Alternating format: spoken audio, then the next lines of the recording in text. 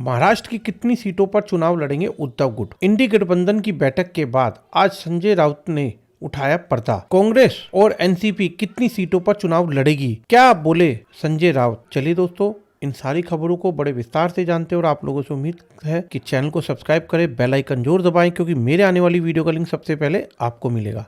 चलिए अब आगे बढ़ते हैं। पूर्व मुख्यमंत्री उद्धव ठाकरे ने नेता संजय राउत ने शुक्रवार को दावा किया कि शिवसेना उद्धव ठाकरे महाराष्ट्र की 48 में से 22 लोकसभा सीटों पर चुनाव लड़ेगी। हाल ही में विपक्षी इंडी गठबंधन की बैठक में आगामी लोकसभा चुनाव की तैयारी पर चर्चा हुई। संजय राउत ने पत्रकारों के साथ बातचीत में कहा कि इस सप्ताह की शुरुआत में नई दिल्ली में विपक्षी गठबंधन की बैठक से पहले एक विस्तृत चर्चा हुई थी।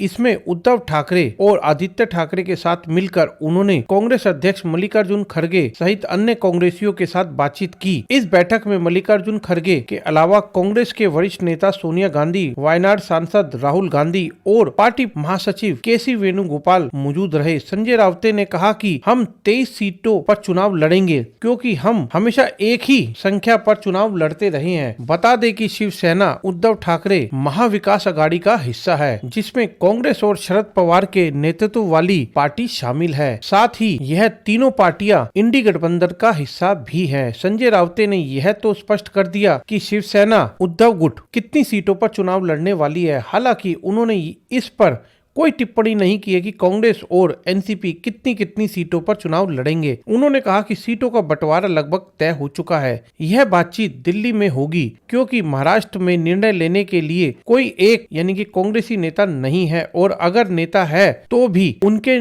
पास निर्णय लेने का अधिकार नहीं है। उन्हें फिर दिल्ली से ही पूछना होगा। 2019 के लोकसभा चुनाव में अविभाजित शिवसेना उद्धव गुट और एकनाथ शिंदे ने भाजपा के साथ गठबंधन में 23 सीटों पर चुनाव लड़ा था, जिसमें से 18 सीटों पर पार्टी को कामयाबी मिली थी।